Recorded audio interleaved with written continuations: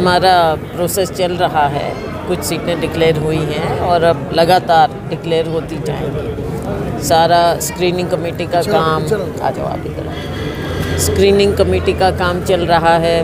अलग अलग राज्यों की स्क्रीनिंग कमेटी मिल रही हैं और उसके बाद जैसे जैसे क्लियर होता है हमारी केंद्रीय चुनाव समिति उस पर विचार करके फिर हमारी सीटें डिक्लेयर करते हैं। इकट्ठे करने की बात नहीं है, स्क्रीनिंग कमेटी का एक सिस्टम होता है बैठने का और उसी के तहत हमारा पार्टी का काम चलता है और वो लगातार जारी है।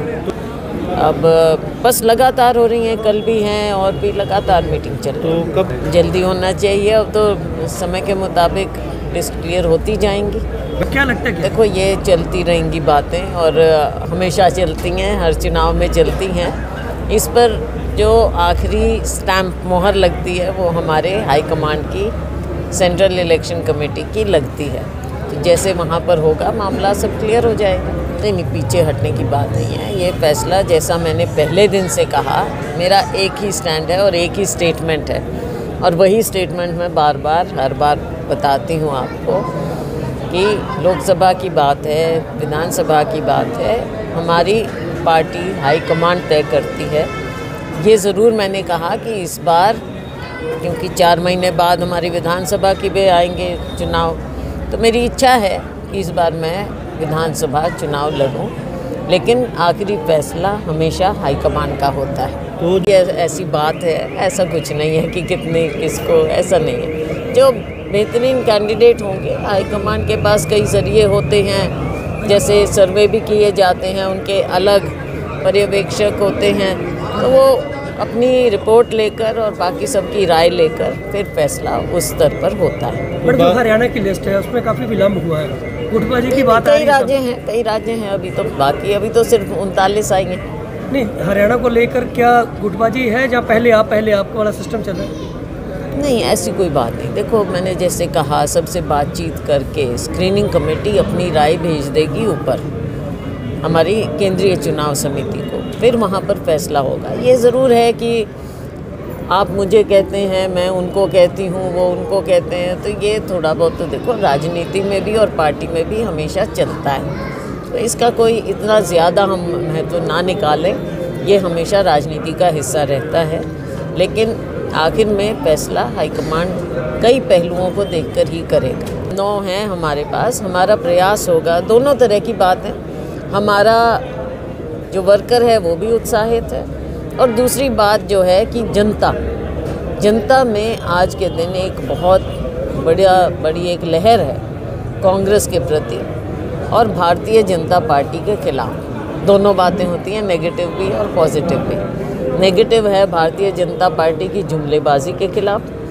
10 साल का जो इनका शासन कहें या कुशासन कहें, कुछ कहें, गैर जो ये नीति रही, इनकी जन विरोधी नीति रही हैं, उसके खिलाफ लोगों में एक बहुत भारी नाराज़गी है। तो नारा और जुमलेबाजी और खोखली बातें ये तो भारतीय जनता पार्टी करती है। आप याद कर लीजिए, पिछला हमारा विधानसभा का चुनाव था, उस समय 75 पार भी कहते थे, 40 पर आकर सिमट गए।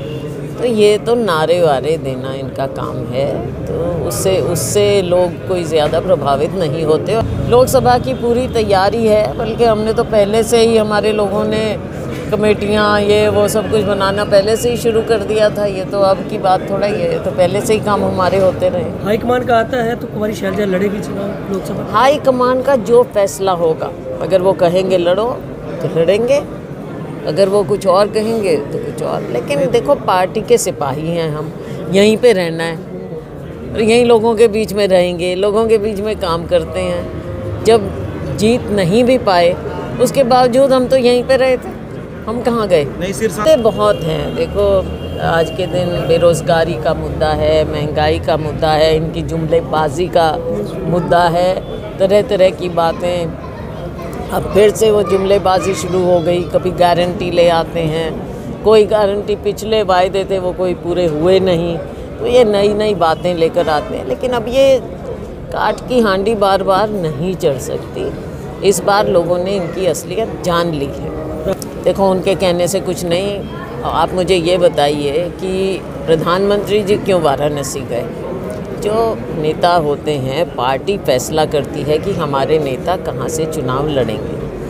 हमारी पार्टी ने फैसला किया पिछली बार वायनाड से राहुल जी चुनाव लड़े, और इस बार फिर पार्टी का फैसला रहा है कि वो वायनाड से चुनाव लड़े। बीजेपी कौन सी इकट्ठी हो जाती है?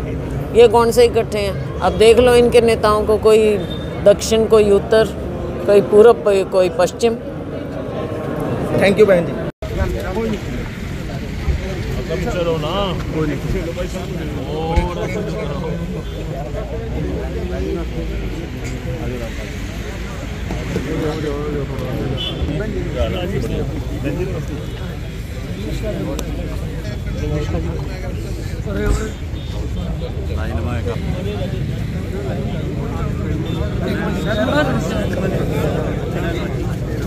एक मिनट बस